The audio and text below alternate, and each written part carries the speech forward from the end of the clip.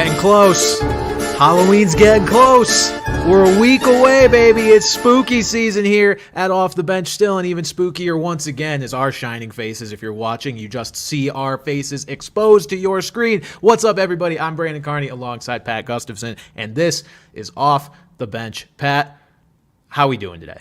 You know, I think it's particularly scary that I'm looking scarier than usual with whatever. I'm just going to, the elephant in the room, just this fucking third head that I have, and not in a good way, growing out of my face. Like I'm trying to get another human being to be a part of me. Well, I am too, ladies, if you're listening. There are probably 0 women that have ever listened to us, I would argue.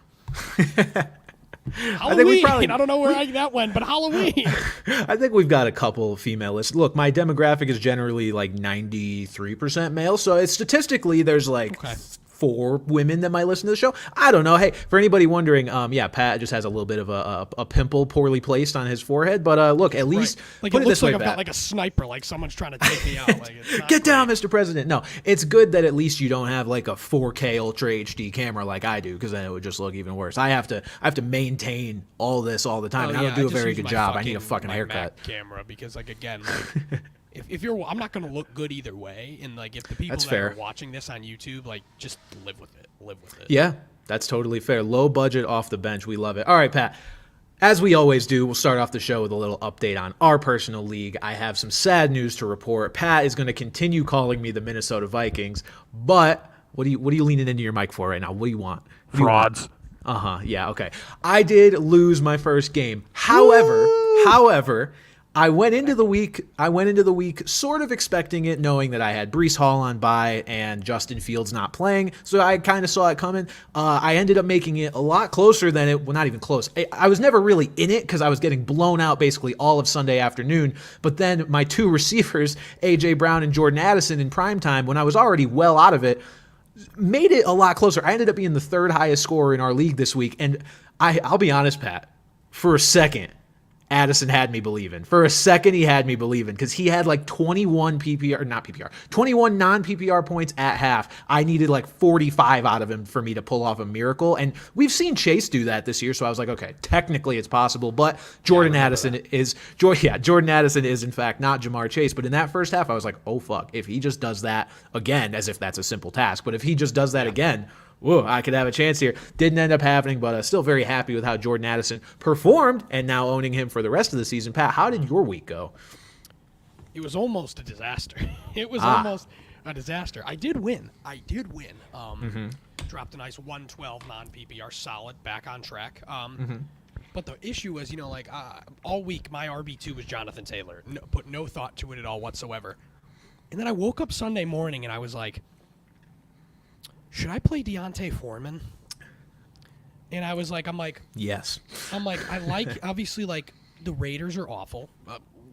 We'll get there, I guess. I didn't put that on the show sheet, but I'm going to go on a tirade again. But that's fine. Raiders are terrible, and the Browns just shut down the 49ers. Well, except McCaffrey, because McCaffrey. It's like, if Zach Moss still exists, that could be a problem. But also, the Bears, stink. What if the Bears did lose? So when he had 3 touchdowns, I stayed with Taylor, by the way. I did stick with my gut. I didn't change. I found that changing my mind last minute has never gone over well, or at least not usually.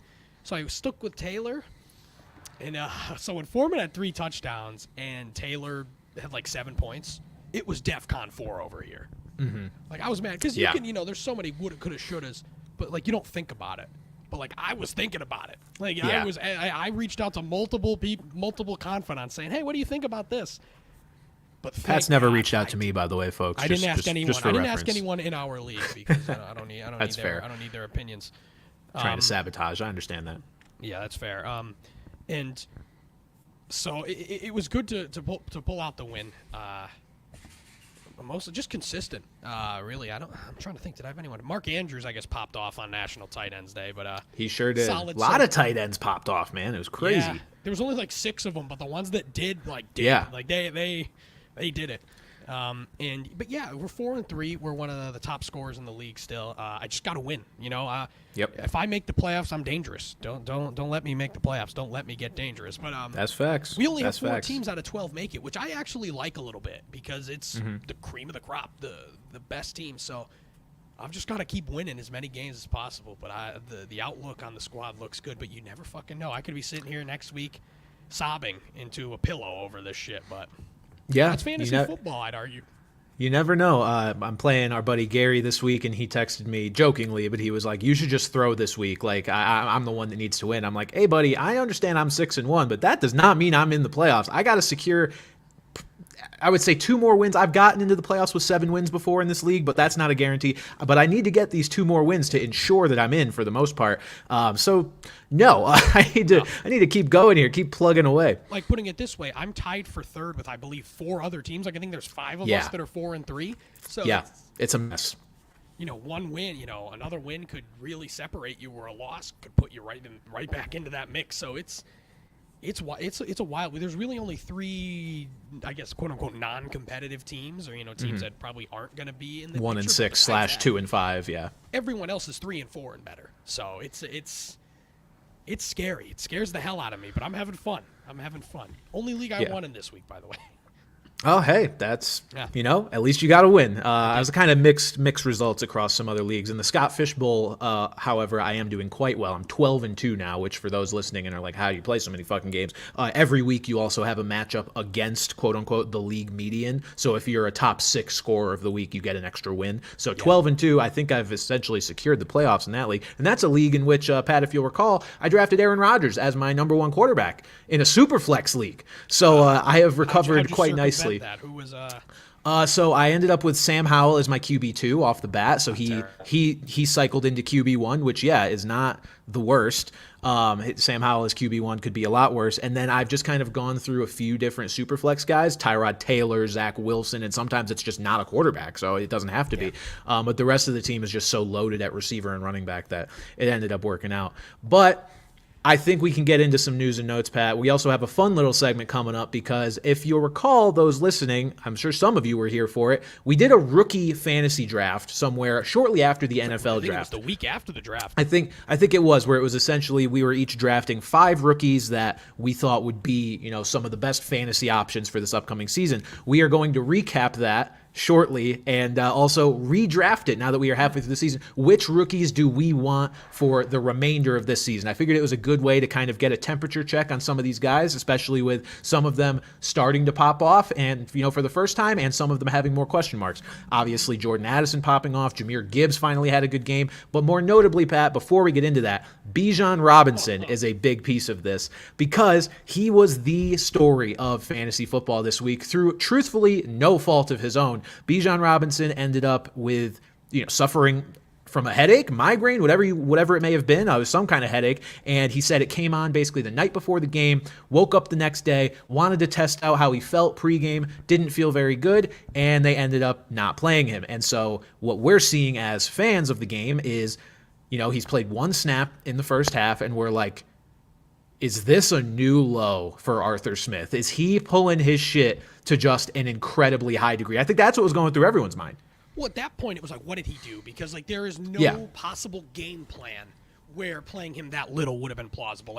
If it would have been like a 50-50 with him and Algier, you're like, okay, whatever. Right. Yeah. But one snap, no touches, anything like that, you had to think, what did he do? Did he miss a meeting? Did he sleep with Arthur Smith's wife? What happened? And I guess nobody could have predicted exactly what the outcome was.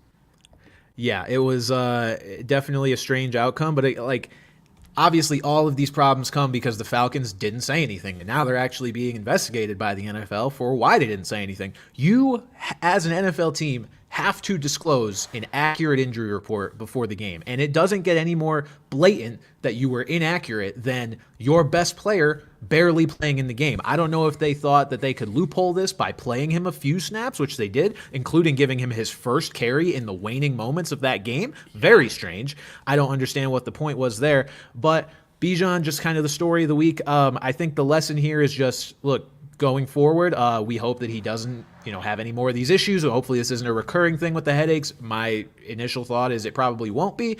And if you're a Bijan owner or somebody who is trying to trade for him or just figure out how to evaluate him for the rest of the season, I would say, don't worry about it. It's just the same outlook that we've had. If you're going to worry about anything, it should just be the general nonsense of Arthur Smith and this backfield. But Bijan is still relatively produced well despite that. It's just funny that like this. Obviously, there were Arthur Smith shenanigans here, but just not what we thought. Just Right. not what we thought, because we even saw it a few weeks ago, like when Aaron Jones came back the first time from the injury, where it was like, hey, he's questionable all week. Hey, he's active, and he barely played. Like, if you want to kind of throw guys off and think like, oh, we need to prepare for this guy, you still need to say Yeah. that he's questionable. Like they Yeah. could have, all they needed to say was, hey, Bijan's questionable with an illness. He's active. And you did exactly the same scenario. I saw a great tweet where it was like, yes, I get it totally. Bijan had headaches, so let's bring him in at the end of the game and throw him at a 330-pound Vita Vea.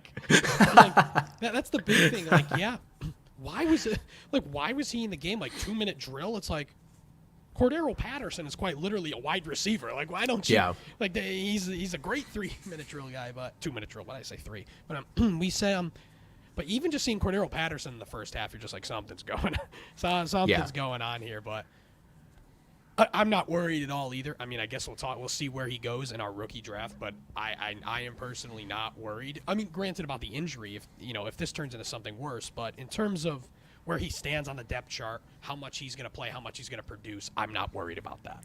Yeah, and Bijan Robinson, for those of you scoring at home, does have one of the easiest playoff schedules for fantasy football running backs. So if you are looking to make a move, maybe target Bijan Robinson, especially potentially buying him low after this week if the owner is for some reason concerned about what will be likely a non-issue going forward with the headaches, unless they are a super recurring thing. The only thing I could think of for why he would have played that snap at the end of the game is just like, with headaches, they're super random. They can come and they can go. They can get better. They can get worse. Like, over the course of a 3.5-hour game, it would not surprise me if he started to feel better at the end. But even then, it's like, what's the point? Like, there's still really no point. I mean, again, playing football is not, the Vita Vea thing is hilarious, but like, that's not going to make it worse. It's not going to make the symptoms worse, but still, it's not going to help either. So I don't know what the point was, but do I ever know what the point is with Arthur Smith? No.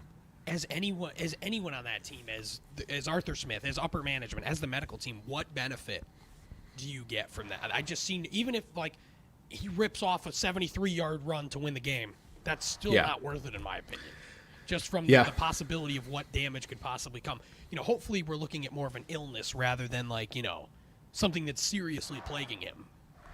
Yeah, and one thing I'll say too is for all the fantasy owners out there that are mad, you wouldn't have done anything different. If he was listed as questionable with an illness and was announced that he was going to be active, you would have started him. I have him in 2 leagues. I absolutely would have started him. Yeah, it would have sucked. I think we've just added an extra layer of irritation because of the not reporting it, but you would have been, honestly, I think, just as annoyed if it played out that way. So it's more so Arthur Smith. If it was any other team, I think people would be way less angry about it. Yeah, so right now the issue is just more so the Falcons not following procedure. So we'll see what the NFL decides they want to do about that. But Pat, let's not waste any time. Let's get into this rookie redraft. So how did that go in April? How did that go? Okay. So here was how this rookie redraft, or the original rookie draft, played out. We'll give you a little recap. So the 5 players I ended up drafting, I had the 101 in this draft. I may have let things get a little in my head, but I did not draft Bijan Robinson. Now, I'll say this, Pat. We just got done talking about Bijan.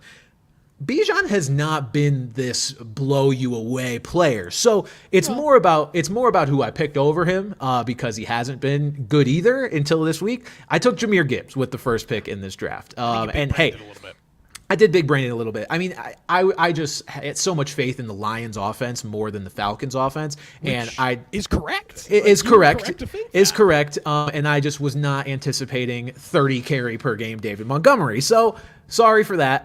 It is what it is. And we saw Jahmyr Gibbs, what he can do. David Montgomery. Woo.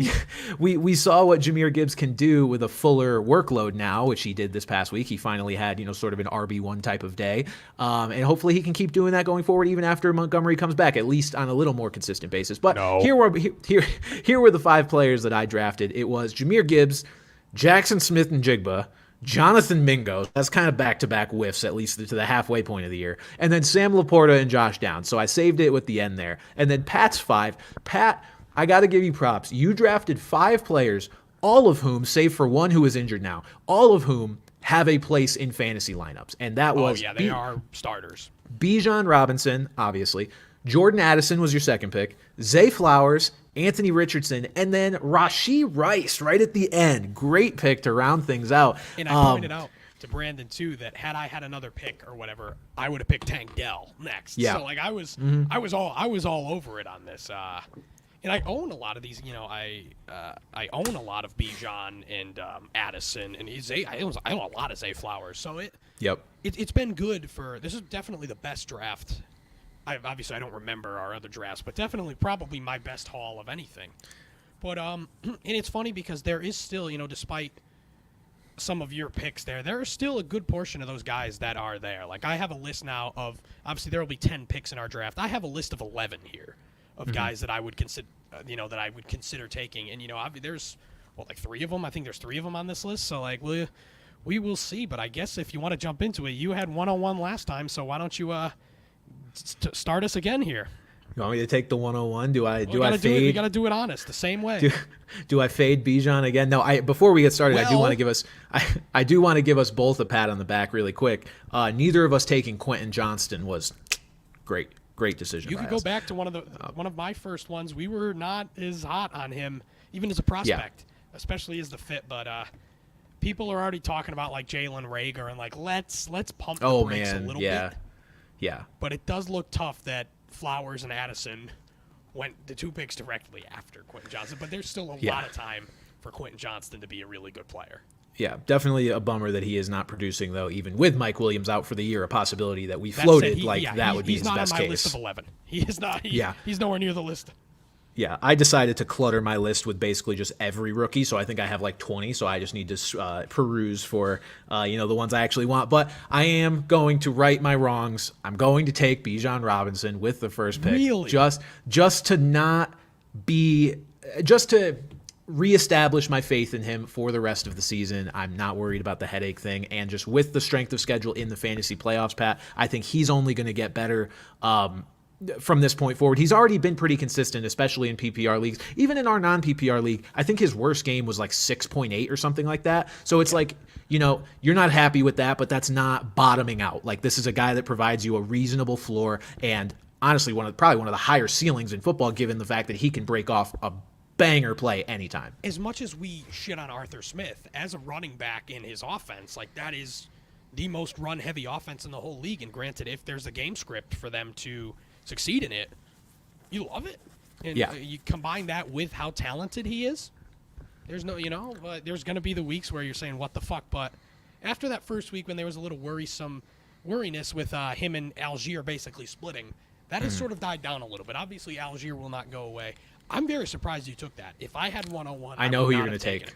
I know who you're going to take here. Yeah, and honestly, like, I'm shocked because I thought this guy was 101. I mean, you look at this and it goes to show that this guy's no fluke, and I'm picking Puka Nacua here with my first pick. Fluka Nacua. Like, he has out-targeted Cooper Kupp since he's come back. Like, I was as a Puka owner, I was pretty worried. Mm-hmm. But I don't think he's the wide receiver one in that offense. It's still Cooper Kupp. But the fact that he is still getting the looks and the production just goes to show that Matthew Stafford trusts this kid. And that is a great offense to trust him, because we'll talk about this team's backfield a little later. This is a team that is going to need to throw the ball, at least for in the near future. And for Stafford to trust this guy that much, he must be doing something right. I was looking today. He's at least in non-PPR. He's the wide receiver 6. I bet he's higher in PPR because he's just been a catch monster. But probably to do this and not, what are we on week? It's week 8, right? Yeah, 7 weeks into the season. This kid is no fluke. So no. Good on him. Everyone was saying, I remember Gary came on here and was talking about Puka in the chat, and I told him to like examine my balls or something ridiculous. But turns out we should have been a little more. So I'm writing that wrong here. And, and Puka's my 1-1. Yeah, he's still so mad at you, by the way. I think he's finally simmered down, but he's like, Pat doesn't deserve to have him. I came in the chat, and he was like, who is that? And he was making fun of him. Why does he? I'm like, you know what, Gary? You make very, very valid points. That is why you pick the 12th pick in the draft. So you are 101 on the waiver wire after week 1, and that has done me wonders. Shaped my whole season getting that guy. That is true. All right. With my second pick here, I am going to take a player who I took in the last draft and who I own this year and has just been a fucking force Sam Laporta. Man, you were on him. You were on him all through all the whole preseason. process. Yep, He was. and you nailed it. I was immediately after he was picked and went to the Lions. I loved the fit, and it was honestly almost similar reasoning to what I had with Gibbs and ended up being wrong about him. But Sam Laporta was able to step right into that number 2 target role on the Lions, even despite Josh Reynolds having a nice little year here too. But Sam Laporta has become the number 2 guy in that passing game. He's become a lock it in every week TE1.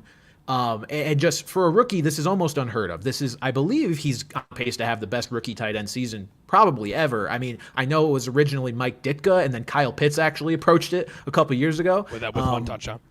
Yeah, with fucking 1 touchdown. But I think Sam Laporta is at least on pace to have the best rookie tight end season in any sort of recent memory. And I mean, as consistent of a tight end as you can get outside of, Kelsey. Like he's up there with Andrews and Hawkinson and all those guys. So as long as that calf doesn't keep barking at him, he didn't actually miss any time. He just kind of scared me midweek with an injury report update. But as long as nothing comes up like that, he is still a lock it in tight end, and that is more than you could ask for out of this guy in year 1. Absolutely in love with Sam Laporta.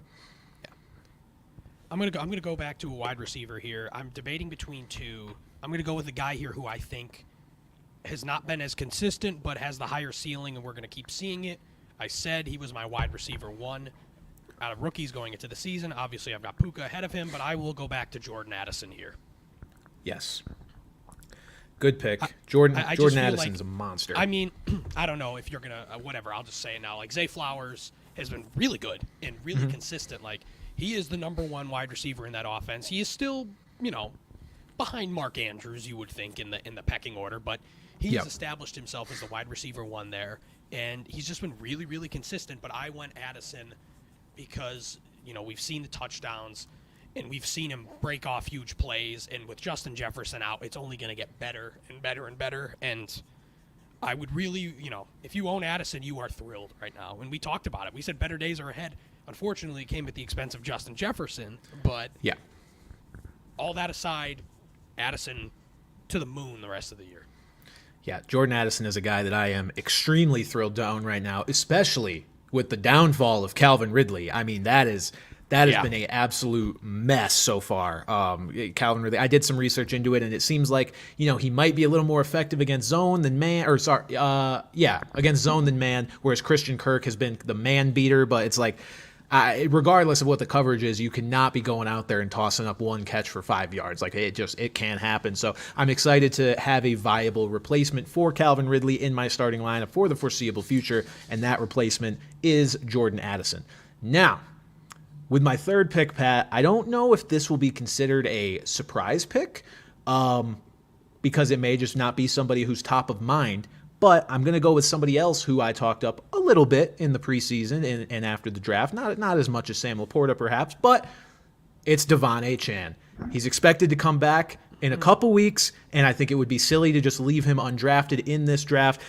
RB2 overall when he ended up getting hurt, and I believe RB1 maybe in not maybe, RB1 in terms of like explosive plays, all the analytics and just how he could break off runs and take it to the house at any moment in that Dolphins offense. What has transpired since he got hurt has only made me more confident in him as well, because Jeff Wilson has now been able to be active for 2 games, but he was only activated for this past week's game, and he did diddly squat. Didn't do much. So, look, could they keep working him in? Absolutely they could, but if this is truly Devon Achane is only going to miss the minimum 4 games, he's going to come right back into that role. He's only going to miss 2 more games, and to the moon for him as well. Absolutely. Absolutely. Again, I didn't really know what to do with him, obviously, because we drafted Anthony Richardson, and he's out for the year, so it's easy to not do it. But I wasn't sure what to really do with Achane. But yeah, that's pretty fair. That's pretty fair. Had you taken the guy I thought you might, I would have probably gone Achane.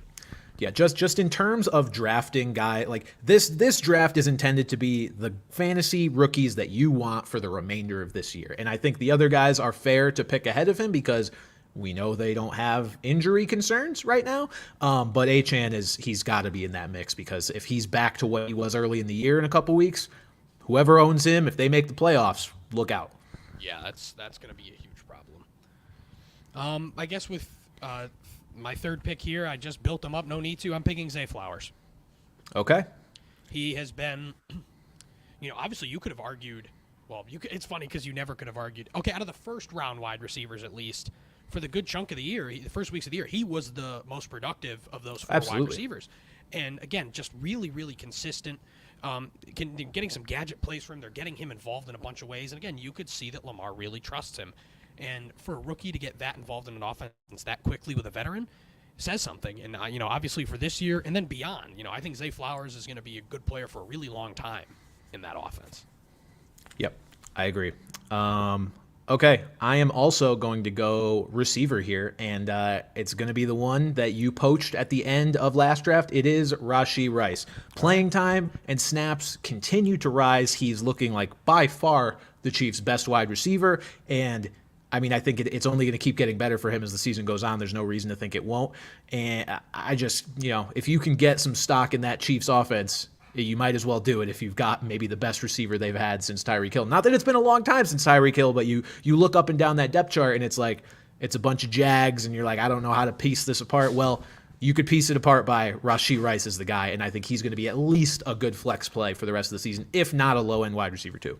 And you could see, because that was all the talk last year with Sky Moore, was that like, it's just going to take him some time to get incorporated. And we kind of saw it, but Rice has gotten it. Sky Moore is dust. Sky Moore, and has gotten incorporated much quicker. I think it would still be better to see him playing a little more, getting some more targets, but that's only going to go up. Right. So that's absolutely fair to pick him in this spot. And, yeah, if they could really get another weapon alongside Travis Kelce, that offense is lethal to begin with, no matter who you put in it. But if Rice keeps going on this trajectory, Kansas City's a wagon as is. So, yeah, just played his season high in snaps. Played 59% of snaps this past week, 49% the week before, and before that it was a little more volatile, anywhere between 30 and 50. So, seems like we're getting a little more consistent and getting at least up over half of the snaps in each game. I expect that to probably approach closer to 60 and 70 here as the season goes on. Yeah. All right. I'm not going to take a running back in this whole thing, just letting it be known here. But I am going to stray away from running back, and in a year where this position has been shockingly low. If you took a flyer on this guy, you're going to be really happy with it, and that's C.J. Stroud. Ding, ding, ding. Love it.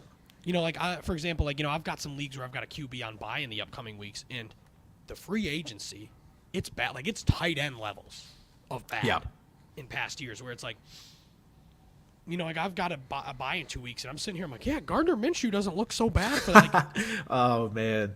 It's horrendous. It's brutal out there. So if you took the flyer on C.J. Stroud, drafting him, or even just kind of picked him up in an early week, you're going to be really happy. In a year where Trevor Lawrence is underwhelmed, where Joe Burrow is underwhelmed, where Dak Prescott has been terrible, where Anthony Richardson gets hurt, so many of these guys that we banked on being those low-end QB1s, Geno Smith, Daniel Jones, Stroud has been a godsend. Yeah. And after looking rough in the preseason, he has looked so poised in the pocket. And, I don't know if we're going to draft one of his teammates, but I'm sure we'll mention one. But what that offense has done with what they have has been remarkable, because we all kind of thought, they'd be a scrappy team under DeMeco Ryans. They'd really fight. But it's been the offense that has, been more of a positive than the defense. And it's all because of him. If they had, God, what the fuck is that guy's Davis name? Mills? Yeah, Davis Mills. Gee, that's how irrelevant he's forgettable. Yeah. I already forgot him. If they had him, they are not the team that they are this year. And they're not even a great team anyway. So, but whatever they have, I feel like that runs through Stroud. Yeah, C.J. Stroud putting up rookie numbers comparable to Justin Herbert's rookie year. Don't know if he'll keep up that pace, but nonetheless a great start. A guy that has elevated talents like Nico Collins, like Tank Dell, and like lately Dalton Schultz. So just spoilers. But yeah, a guy that you are absolutely thrilled to have. A guy that I am leaning on this week with Justin Fields, doubtful to play against the Chargers. So shout out Ohio State. Yeah, C.J. Stroud holding it down for me, and I am not upset about it. I'm definitely more optimistic for him than I was about having to start Jordan Love last week, who scraped out 15 points out of his ass, but man, that guy is not great. All right, with my final pick, Pat, I am going to save him from the embarrassment of going undrafted, because I still think I think he may have slid a little further in this than he should have. I thought about him with my last pick. I'm going to go with Jahmyr Gibbs. Look, it may sound disingenuous to just keep saying better days are ahead, but He is a rookie complement to David Montgomery, who is obviously the primary back in this backfield. But now they are facing injury concerns. It's always the hope and the, I guess, assumption that a guy, when he gets hurt, is going to come back and be full strength and be good to go for the rest of the year. But like once you get hurt, there's always re-injury risk, there's re-injury possibility, and there's also just the chance that has gotten injured twice. Yeah, there's also just the chance that Jahmyr Gibbs carves out more of a role for himself as the season goes on. And this is also more about looking at the rest of the rookie pool right now of guys that I would take. I mean, I'm sure I'm going to give spoilers on whoever your last pick is going to be because I'm going to say his name one way or the other. But there's the guys on here that are left. I mean, it's, JSN, Josh Downs, if I had to guess, will be your pick.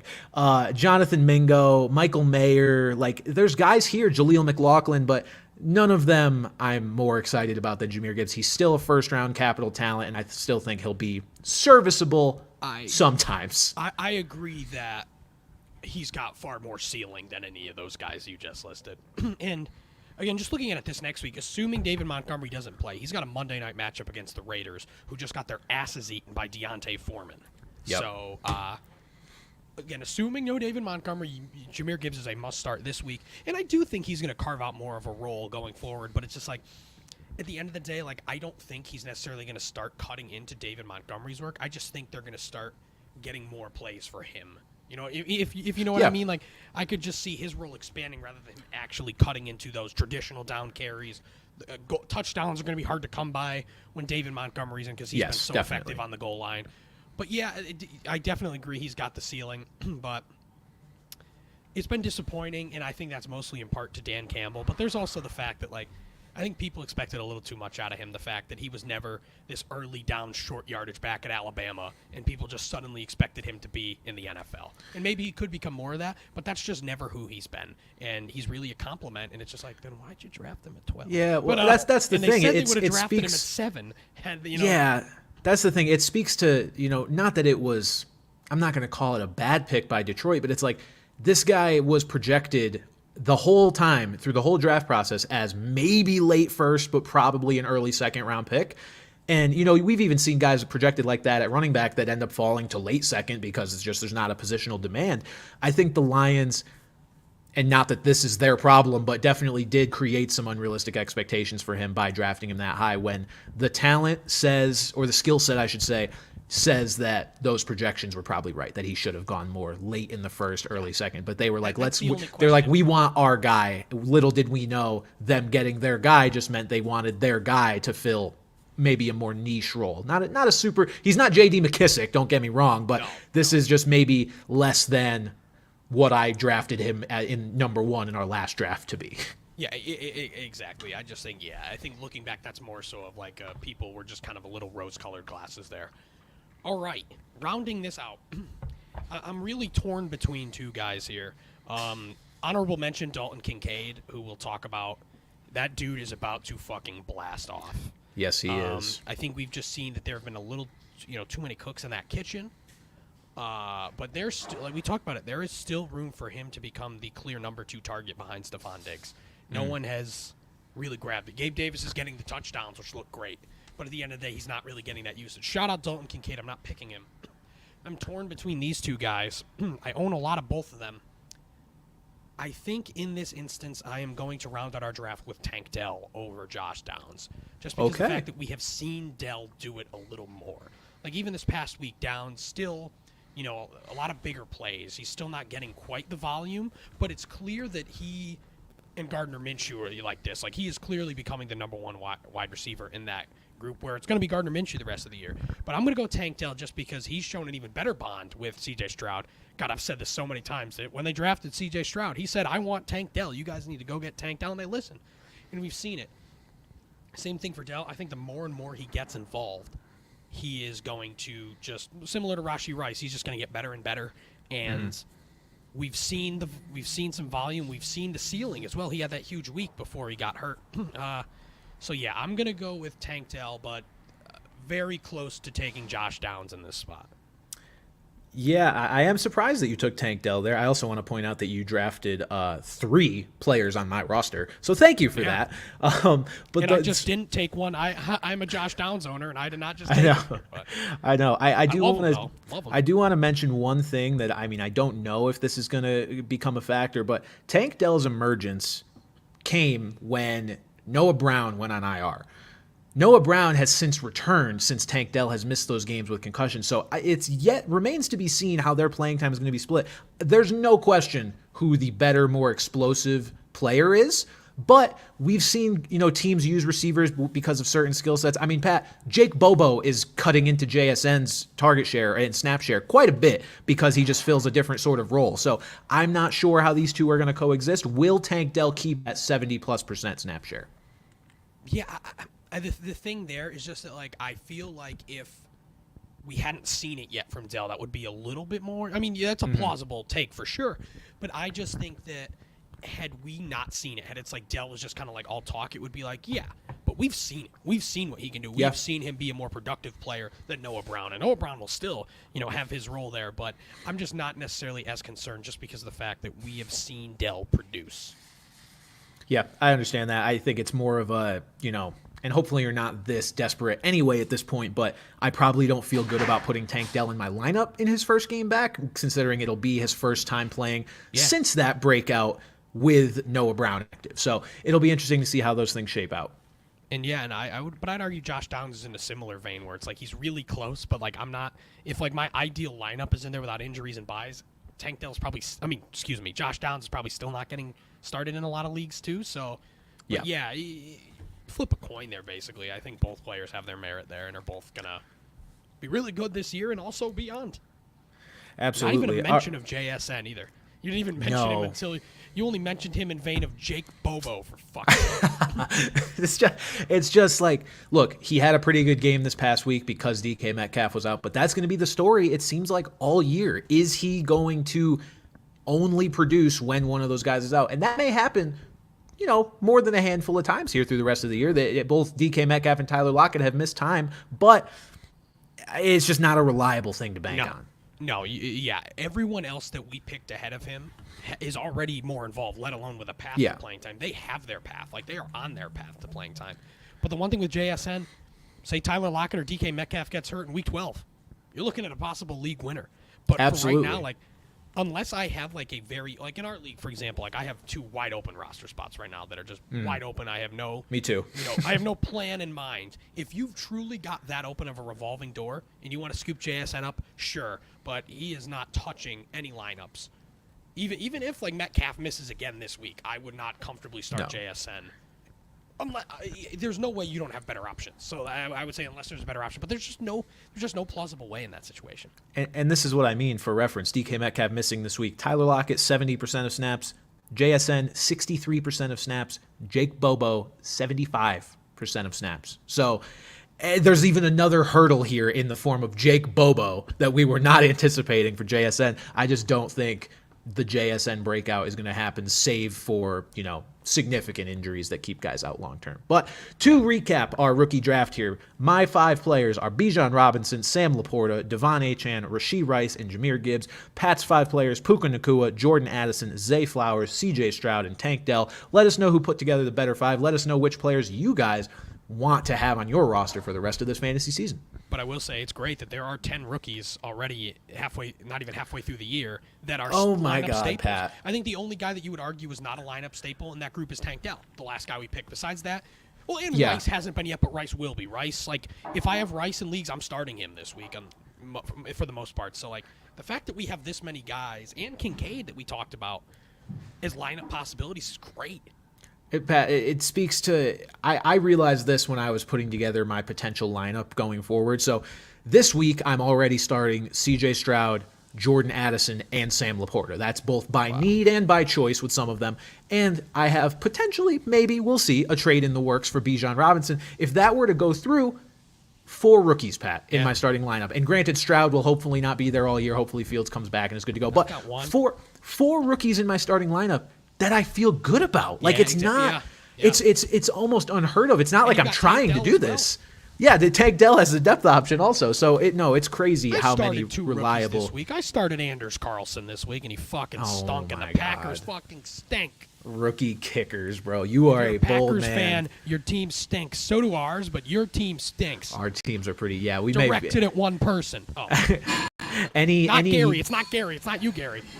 any year that remove the Bears and the Panthers and the Cardinals from Earth, I guess our three teams, at least talent wise, should have just the top 3 picks. I mean, granted, the Raiders have shown fight, and now the Patriots showed some fight. What the fuck was that, by the way? I have no clue what the fuck happened.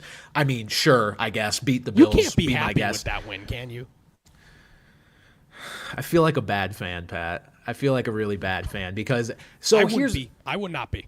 No, here's what I'll say. I watched the game, or at least I watched it via Red Zone all Sunday, and we're just moving on from the rookie stuff at this point. Let us know who you think did better. But I watch, they kept tuning into that game, and it's like the natural part of me, every time we do something good, is like, yeah, let's go. Like, go Patriots. Like, fuck up Josh Allen. Fuck the Bills. Let's do this.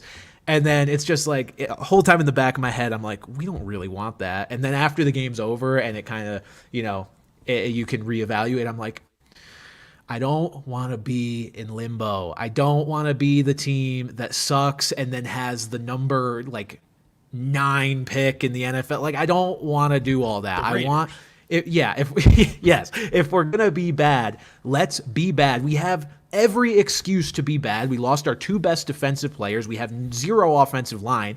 Let's be bad and let's go get a difference maker quarterback or a difference maker offensive lineman. I don't care. Somebody who is going to turn around this team or help to do so.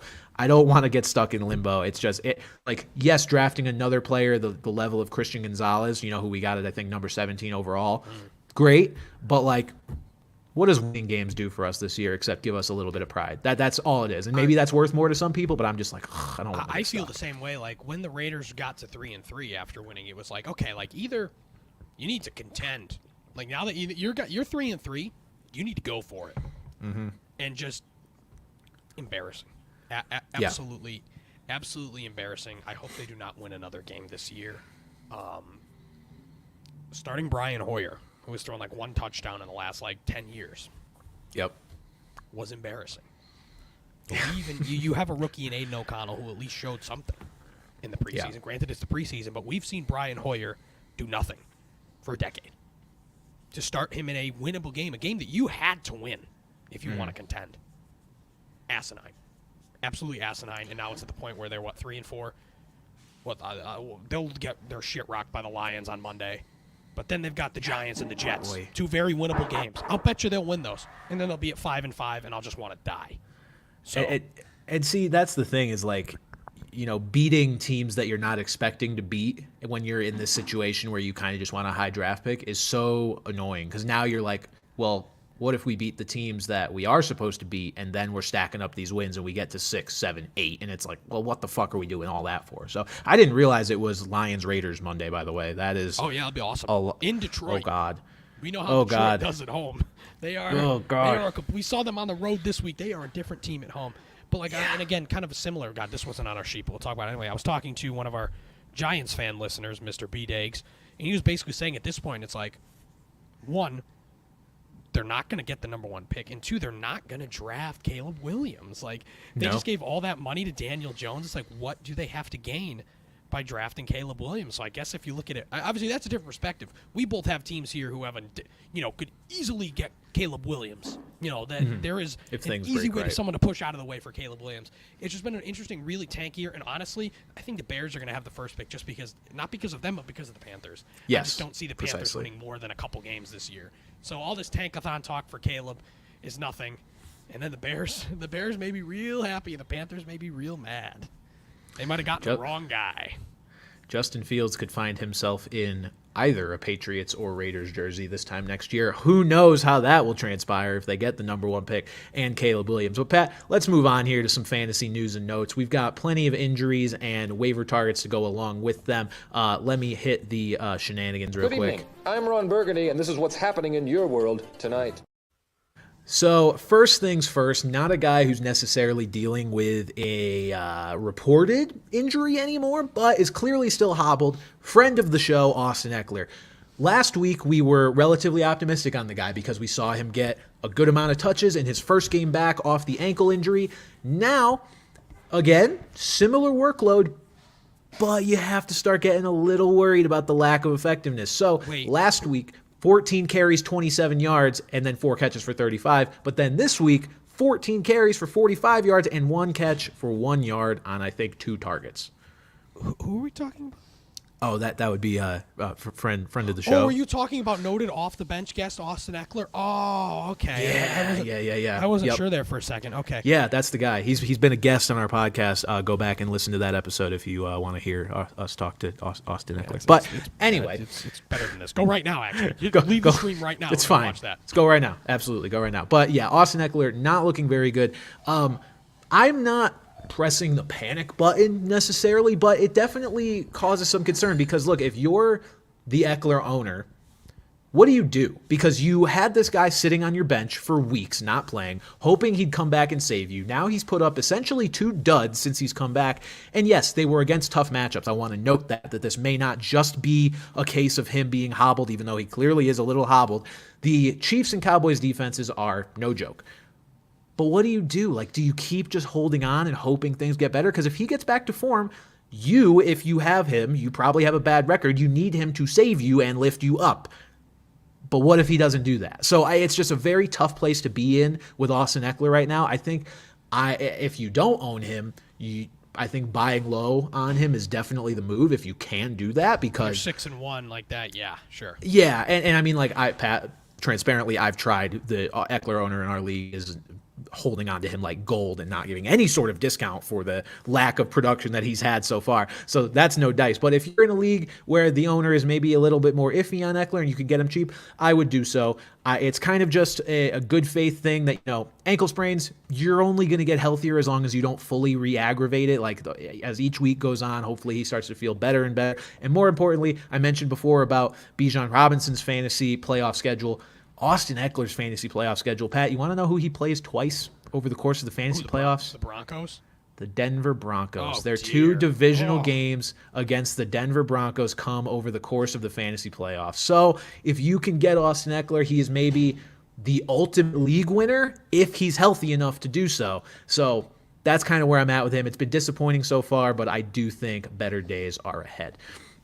Now, I mean, a player not quite on Austin Eckler's level, Pat. I'll go ahead and dare and say it. Jerome Ford, dealing with the same injury, though. Low-grade, high ankle sprain. First of Kareem all, Hunt what also the banged fuck up. is a low-grade high ankle sprain? It's called a medium ankle sprain. Like, when Schefter tweeted that, I'm just like, his agent is just trying to pump stuff to Schefter. And, but a low-grade high ankle sprain. I think it just means it's not severe. I think any low-grade. You need to put in there like a low, medium, junior, senior, sophomore high ankle sprain. Like, I like my ankle sprains medium rare, actually. yeah, exactly.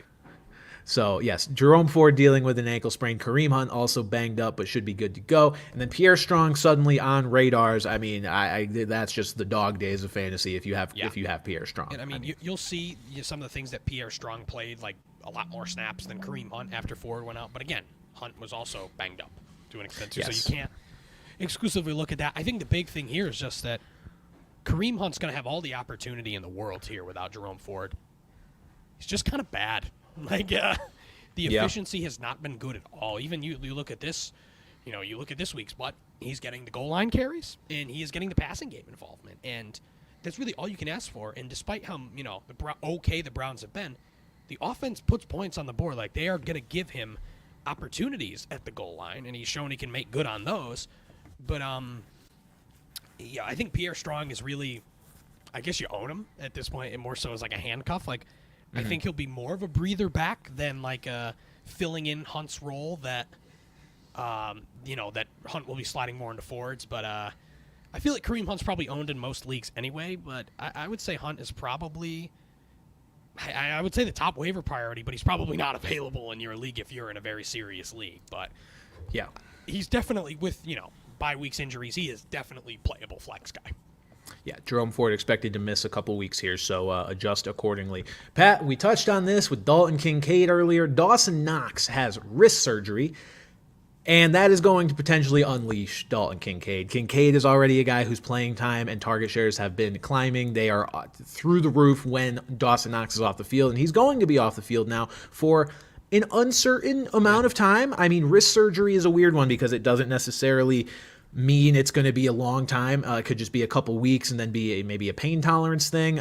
We don't know what the deal is, but regardless, you have to go get Dalton Kincaid if he's available and wait out and see what the result is. Yeah, for those of you who have been patient, I've held Dalton Kincaid on my bench in 2 leagues all year, and you've just got to be through the roof, especially with how bad tight end has been. Like, I've been in the league starting Hunter Henry every week.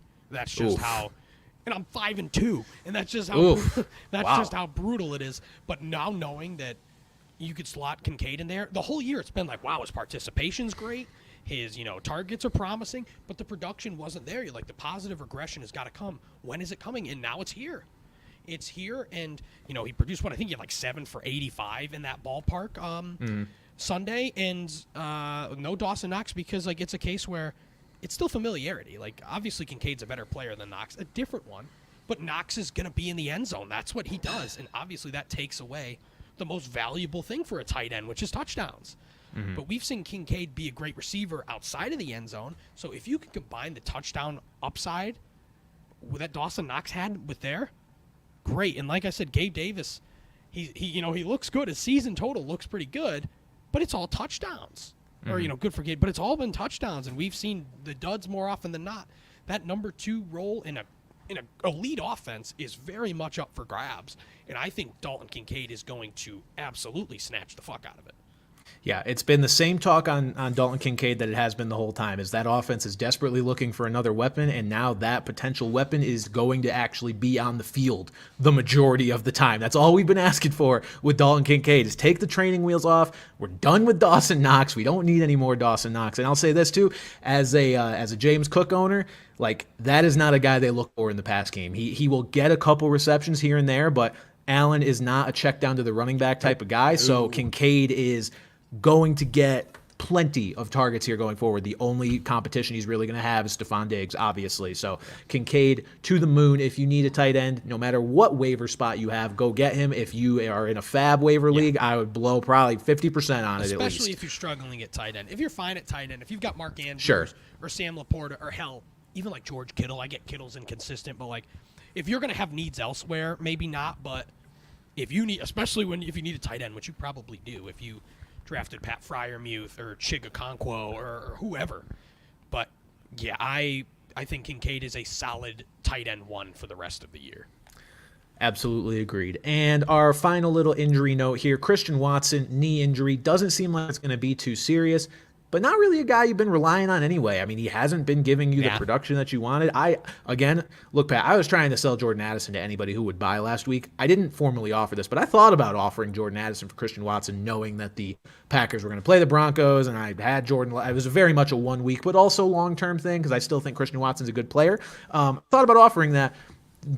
No, absolutely not. I'd rather put my head through a wall. Like, the offense does look bad. So Christian Watson seems to be okay, so I wouldn't worry too much about that. If you are actually starting him, obviously Romeo Doubs and Jaden Reed would stand to benefit if something was wrong with Christian Watson, but as of now, we don't expect anything major. Pat, these backfields, they're messy. We got some messy backfields here. This one, so like there's been a long lineage. Mike Shanahan, Bill Belichick, even Kyle Shanahan a little bit. Arthur Smith. Ladies and gentlemen, we have a new fantasy football terrorist on our hands, and his name is Jonathan Gannon. Murr from Impractical Jokers. What? Do you think that's what it was? Like, hey, Q, tell him, cue him to play DeMarcano this week. So, like, just to, for those of you not following, to put this into perspective, James Conner goes down with an injury mid-game 2 weeks ago. Keontae Ingram's banged up. He's not really playing. Amari DeMarcano, rookie, undrafted, gets all the touches. Looks pretty good. So, obviously, we talked about it. We talked about it then. You got to claim him. Yep, DeMarcano. Yep. Everybody claimed him. And then the report comes out, Keontae Ingram's the number 1 running back on the depth chart. Captain Vowels himself. Chart? You should have, because Keontae Ingram was the lead back and looked okay.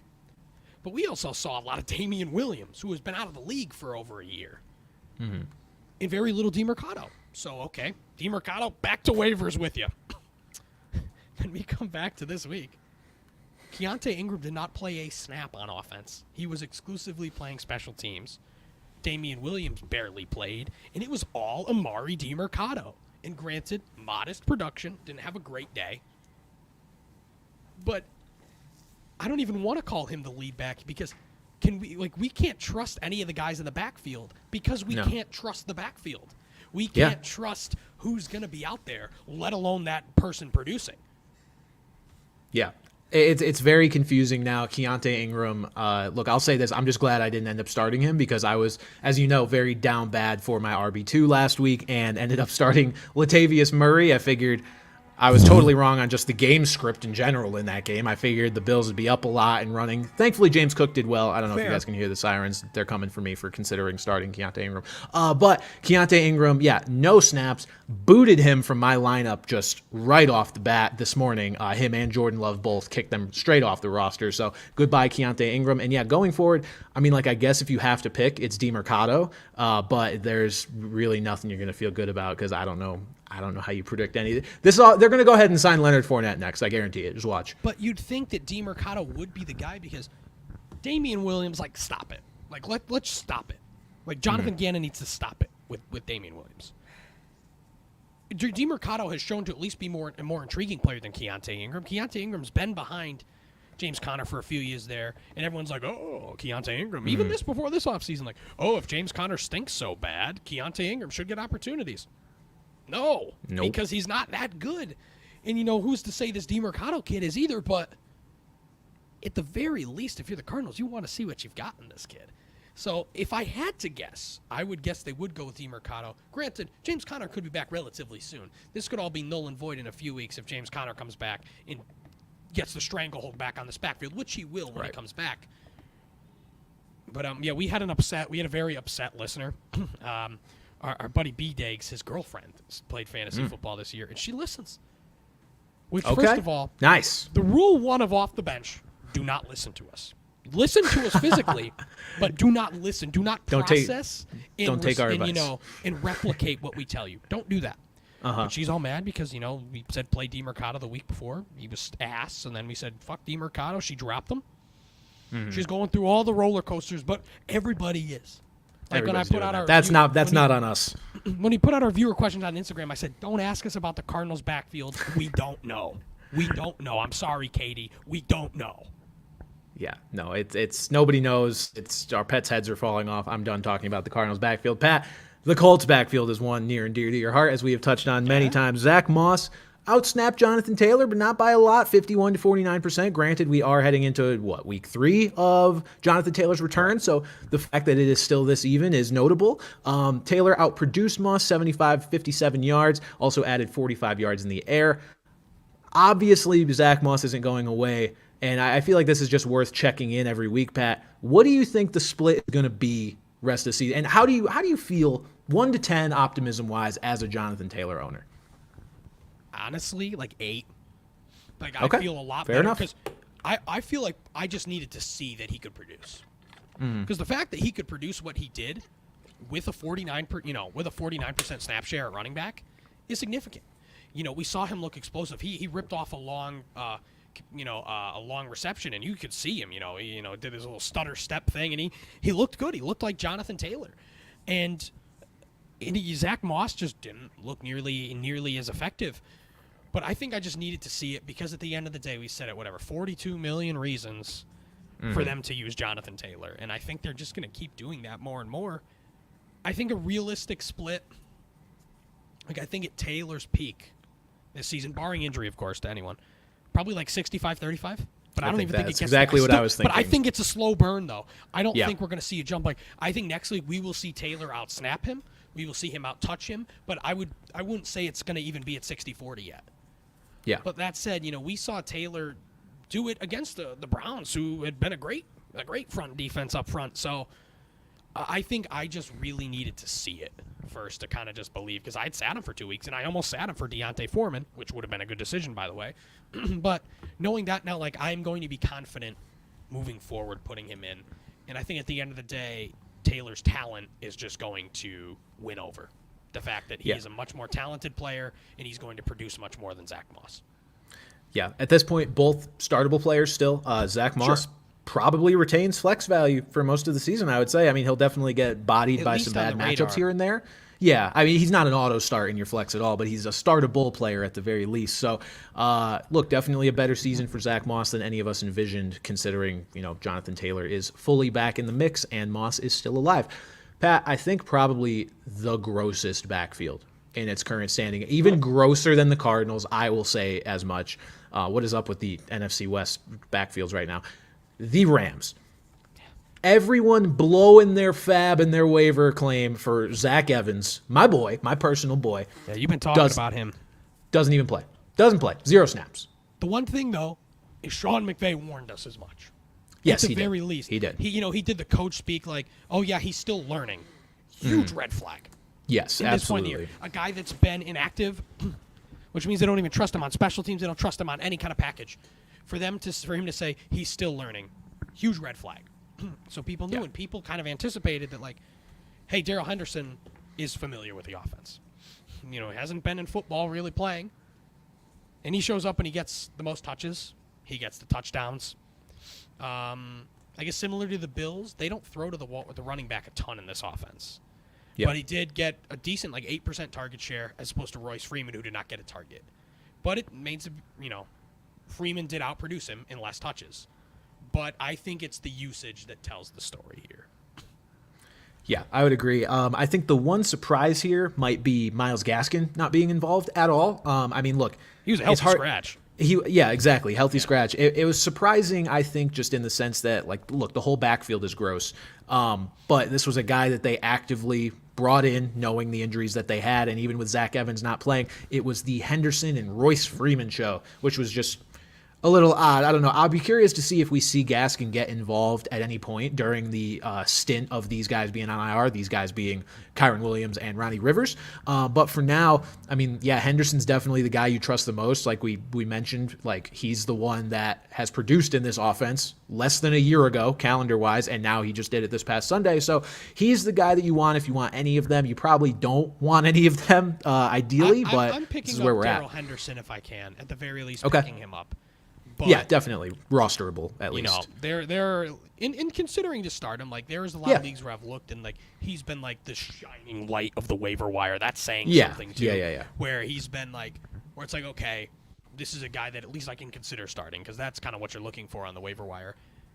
And again, still solid offense, still moves pretty well, and But the thing is, we talked about it Sean McVay loves just giving one guy all the work.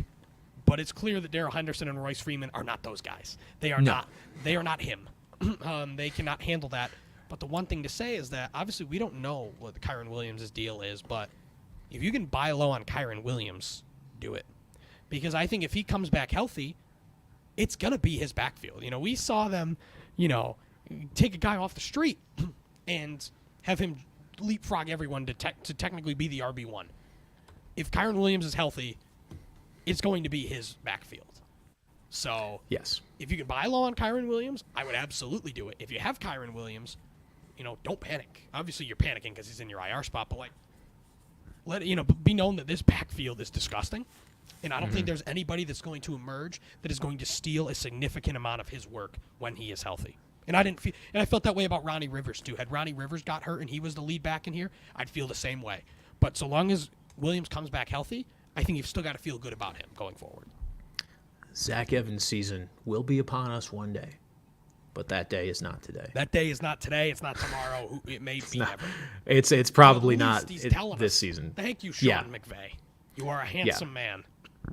Yeah, it is just funny. He did tell us, so at least you probably, hopefully didn't start. I mean, somebody in our league did, but you hopefully didn't start him. But still, you burned your waiver claim on him before you found out that information. Nonetheless, bummer on Zach Evans, but at least you kind of know where things stand. I would have bitten if I had the claim. So I'm glad I didn't. Now instead I've saved my claim and I'm a little bit higher up than I otherwise would have been. Pat, the Bears backfield, we touched on Deonta Foreman being an absolute tank monster. 3 touchdowns in that game. Darrington Evans.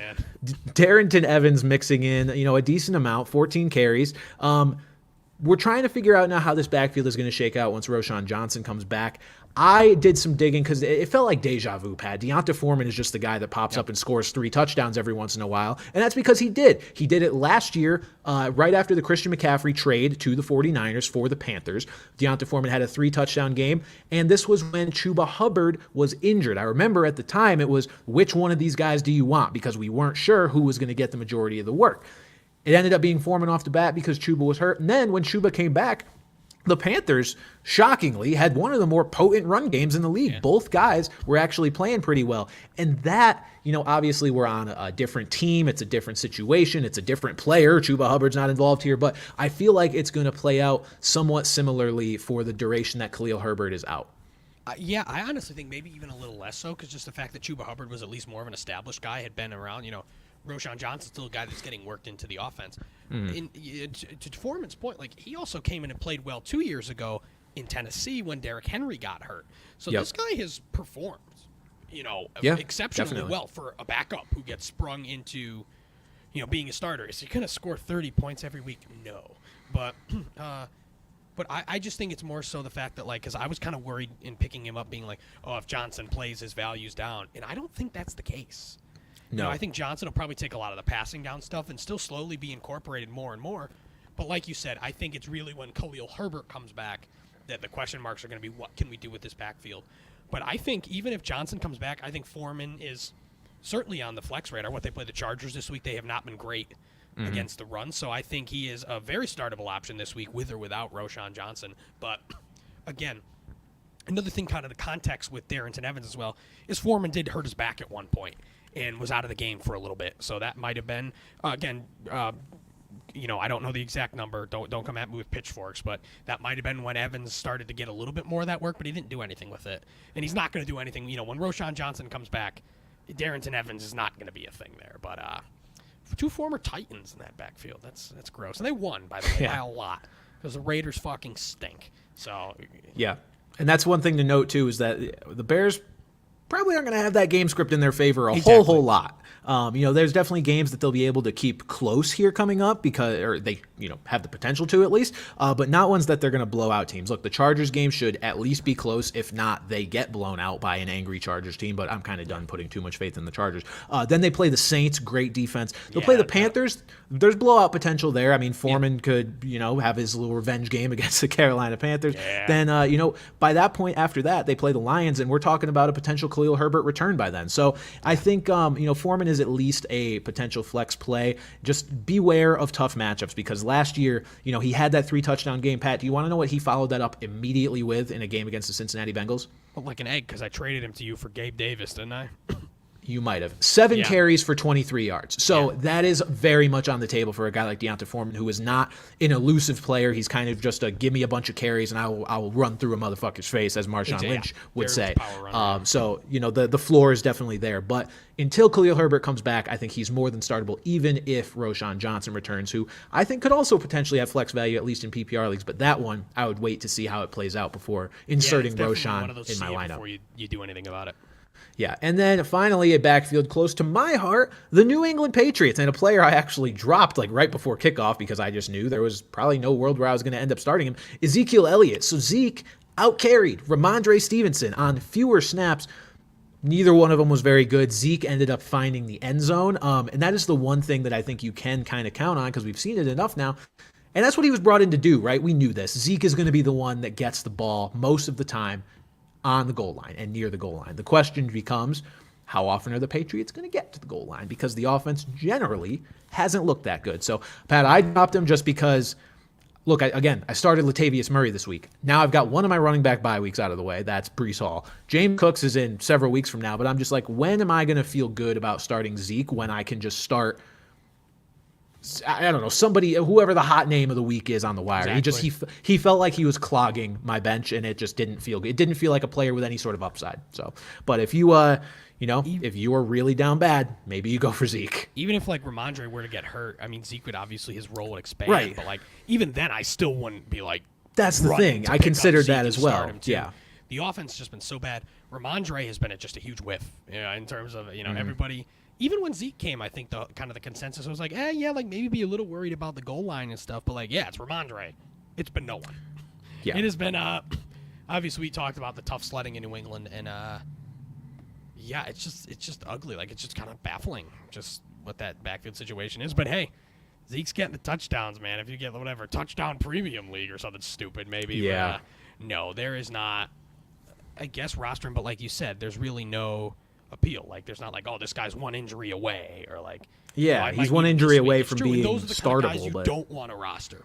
So, Yeah. especially old ass running backs, especially. yeah, it just felt like I was preventing myself from potentially opening up that roster spot for somebody who could be a difference maker at some point. I mean, look, anybody left on the wire in free agency at this point in the season is an absolute dart throw, and you're just hoping for the best. But it's better than a guy like Zeke. I couldn't look at Zeke and Latavius Murray next to each other on my bench anymore, Pat. I couldn't do it. Like, and I'm going to keep Latavius Murray for the reason that I have James Cook. It's a fucking but retirement home. it was so I picked up Leonard Fournette too, so I the couldn't. love of God. That was actually who I dropped Zeke for. I'm curious to see who Fournette signs with. So I'm kind of talking out both sides of my mouth here with inefficient running back Browns. that you're never gonna feel good about starting. So, oh God, Leonard Fournette. I'm kind of hoping Cowboys. That's my pipe dream hope, Pat, because Tony Pollard is clearly not getting it done on the goal line. He's just a small guy. That's what they use Zeke for. There's a reason Zeke had like 11 touchdowns last year. I could see Fournette maybe filling that role. But he is Pat's pal, who is? Tony Pollard. Oh, okay. I thought you meant Leonard Fournette. I was like, oh, I don't recall that. That'd be strange. But Leonard Fournette did, I think, tweet that he was going to announce on like a stream or Twitch stream or Kick stream or something that he's going to announce where he's signing this week. And I'm like, He's going to be on Omegle announcing. I'm like, I think this is just bait to get more followers on this site, because there's no shot that I wouldn't have heard news of you visiting somewhere or any sort of rumblings after that Bills thing ended up getting nixed. So we'll see if Leonard Fournette winds up on a team. If he's not on the team in like a day, or I guess 2 days after our waivers go through, I am booting him to the moon as well. Pat, let's finish things off with our viewer questions here. We just got a letter. We just got a letter. We just got a letter. Wonder who it's from.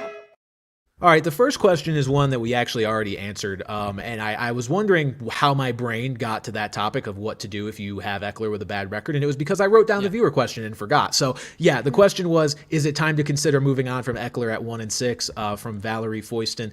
I would say, look, if you're really lacking depth, and Eckler's like the only player worth a damn on your roster, then yes, trade him for a couple of players and hope for the best. But otherwise, like, hold on to him and hope he digs you out of that hole, because I think he's as good of a bet as anybody to do so. It's hard. He's leaving a bad taste in people's mouths. I guess this is more of just a general thing than Eckler. If you're 1-6, the answer is yes. Like, do I move on from this person? Probably. You got to do something. So it's probably not all his fault, in fairness. Of course, but if you're 1-6 and you're asking that question, it probably means that you've been severely let down by a player, whether it's been injury, whether it's been production. Again, I would say the only issue is you're not going to recoup as much value as you might.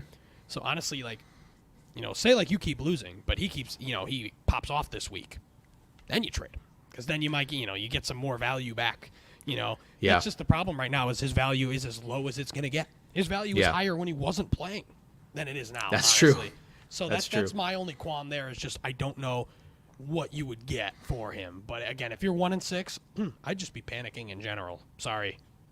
Yeah, and look, losing Eckler is definitely a blow, but that is not the only reason that a team is going to be 1-6. There's obviously other things that went wrong, so got to recoup some value somewhere. Pat, this question: is it time to panic on Calvin Ridley? This question from Tippy Bite. From your resident Calvin Ridley owner? Yes. Calvin Ridley is just becoming a matchup-dependent player. And look, he's a matchup-dependent player with a ceiling, I would still say, as high as a lot of receivers in the league. Absolutely. But it's just not a guy that you can rely on week to week. Like, one catch for 5 yards is as bad as it gets. And that's coming off of a game against the Indianapolis Colts, who he torched week 1, where he was underwhelming against them as well. He has now had 2 games this year that have been... That's the thing. He's either had great games or awful games. He has not had an acceptable game. He has had just great or awful. And now 2 out of 7 games so far for him have been passable, even though they've been really good. Like, the other ones, he's always below around 40 yards. In this case, well below 40 yards. So, yes, the only thing I would say is he has been, apparently, the zone beater versus the man beater, and he's got plenty of zone-heavy teams lined up throughout the rest of the season. Not this week against the Steelers. They lean more man. And then he's got a matchup against the Browns in a few weeks who also lean more man, but mostly it is zone. So, look, if you want to throw him in your flex still for those games, I would say feel free to do so and just kind of monitor how this receiver room shakes out. He's still getting targets most games, but it's just he's not what you drafted him to be in the third round. And in fairness, Pat, hardly any receiver is that you drafted in the third round this year. It's kind of been a wasteland. Yeah, it's been zero RB. No, zero RB didn't work either. Nothing worked. Not in the third. In the third round, it was just Mark Andrews or Travis Etienne, or you got fucked. That was basically it. Basically. I think the big issue, one of the big issues of Calvin Ridley has been Travis Etienne, that he has gotten so much volume and been so effective with it that the Jags feel comfortable leaning on him as much. You know, we've talked about Trevor Lawrence week in, week out. It's just been very mid. It was funny how, I was saying how, oh, God, he's injured. I hope he gets one of his 15-point games. And then he goes out there and has his best fantasy game of the season. Granted, a lot of rushing, but but I think the fact that this has not been nearly as high volume of an offense as we thought it's been. And at the end of the day, he's kind of going to his old reliables, Christian Kirk and Evan Engram, who have both been really solid, as opposed to a guy like Ridley, who he kind of looks to for more of these big plays, where there's been so many plays where Ridley's caught a ball in the end zone where, only one foot's been in bounds or no feet have been in bounds. It seems like he's the home run guy, and granted, with the home run guy, you're going to miss a lot, They swing and miss. Hello, Kyle Schwarber. Yeah. They swing and miss a lot. But, So, yes, I am panicking on Calvin Ridley if you have him, just because you need something a little more reliable. You need to win every week. And sure, he could go and pop off for you, but he could give you 4 points, and you could lose by 5 points. You know what I'm saying? These matchups come down to points sometimes, and you can't have a guy that is more likely to lay an egg than have a huge game. You just can't do that. You can't have that. Again, hopefully he has a few more big games. Maybe you could trade him, use that as the... as kind of the kicker there, but you're kind of screwed with him too. That's the thing. His value's in the toilet right now. I cannot pawn him off to anybody. Why would they want a guy who sounds just went like one you catch would for 5 like yards? Justice Hill? That's not. I was not expecting that response, especially sounding like it was a PA announcement at a Walmart. No, I don't want Justice Hill. You can keep him on the shelf. Thank you very Deli much. kiosk order number 45 is ready for pickup. I'm all Number set. 43, Justice Hill, is ready for trade. Yeah, number 0, Calvin Ridley, is getting kicked to the moon if he keeps this shit up. So yeah, but it's again, I don't own. It's been nice. I don't own any Austin Eckler. I don't own any Calvin Ridley. So I am feeling good about that I'm not in either of these positions. I would just like to say, and this is I think a testament to I did decently drafting in the late rounds this year. First round pick Nick Chubb, dead. Not your fault. Third round pick Calvin Ridley, bad. Fourth round Gambling pick addict. Justin Fields has had 2 good games and is dead. Possible gambling addict. Fifth, who did I take in the 5th round? 5th round, James Cook, he's been fine. 6th round, I whiffed. 6th round, Jahan Dotson, awful. Yucky. He actually had a decent look, game this week. Well, 5 for 50? It's that's like 40 yards. No, he didn't. It's he had good for 10 him. Points. Woo, Jahan Yeah. Dotson. God, yeah. Yeah, He's man, I got a lucked out. pulse. I mean, I got Hill and Diggs, who are the wide receivers 1 and 2 at the 12-13 turn. So that has just been an absolute delight. And then I took Mark Andrews next. So we're feeling okay. But hey, you're 6-1. I'm 4-3. So who am I? I saved myself in those mid to late rounds with Mostert, Laporta, and Nico Collins. Mostert, who got parlayed into Breece Hall. So this is where it's important. You got to hit those mid rounds. All right, final question, and it's just one I just like because I like this guy. Is Demario Douglas fantasy relevant now? What do you want? No. Is Demario Douglas fantasy relevant? This question from Theo Bucher. Sorry, Theo. Sorry, Theo. No. Here's what I'll say. As a Patriots fan, I think it's just as a Patriots fan that I'm thinking about it. It's like end of bench stash if you really want, sure. And here's the only reason I would say that is because he is one of the only players on this team that they will manufacture sort of unique touches for. Like Kendrick Bourne is obviously the wide receiver 1, but beyond that, the run game hasn't been good. Demario Douglas is a guy who missed a few games with injury and then comes back, plays 62% of the snaps, jumps over Devontae Parker, who played 58% of snaps and has just been pretty bad this year. So, look, there's a lot there's a lot of variables that would have to get you to the point where Demario Douglas is able to actually sniff your lineup. But, I mean, I think there's worse bets you could take. From watching him play, he passes the eye test as a good football player, an elusive player. He reminds me of Kadarius Toney Light is basically what the skill set is, as long as he doesn't. Yeah, I mean, let's hope the off-the-field stuff, no. But he's better. He's a very shifty type of player, and on a team that is always desperately looking for any sort of juice, I could see it happening maybe if he could jump up the snaps a little bit. But in general, if you're considering Demario Douglas, I hope you're in a 16-team league with a 10-man bench, generally speaking. I would just say no, mainly because this offense is just not conducive to any fantasy productive. I mean, I guess you still have to start Ramondre Stevenson if you have him, but besides that... No, you don't. You don't have to. Yeah, well, truly. There's just no one that's firmly on the radar. And you look at it, like you said, Kendrick Bourne is the number one, but he goes strictly as the offense goes. When they're good, he's fantasy relevant. He's the number one, and he's on waivers too. That's what I'm saying. When they're not, he's not.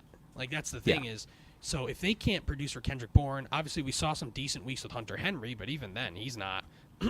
Tight end is bad, but still, he's hardly a tight end one. I'd argue probably not even. I start him in a 16-team league, so just to put that into perspective. So... Demario Douglas, are they just going to be good enough to consistently give him, sure, he'll have some spike weeks, but I don't even see the potential for anyone in that offense to become a consistent producer, let alone Demario Douglas. So that's why I would say no. Honestly, the Patriots are the worst fantasy team in the whole league. Is there any other team where there are zero guys that you say, yes, if you have them, you start them? Let me look at the Bears. I got all the teams up. I'm looking up at teams. Yeah, Bears, the Bears have startable DJ players. Oh God, yeah. Let's see No, I guess Hollywood Brown's getting started for the Cardinals, isn't he? The Patriots are probably the only team. They're the only team I can think of off the top of my head that there are zero true startable players every week. I feel like every team, at the very least, has one guy that is closer to lineups than Ramondre Stevenson is. Yeah, you are correct. I mean, I'm looking at bad teams. I'm like, okay, the Giants, well, they have Saquon Barkley. And then I'm like, Panthers the Jets, well, obviously have Breece Hall. Who looks like Panthers have Rice.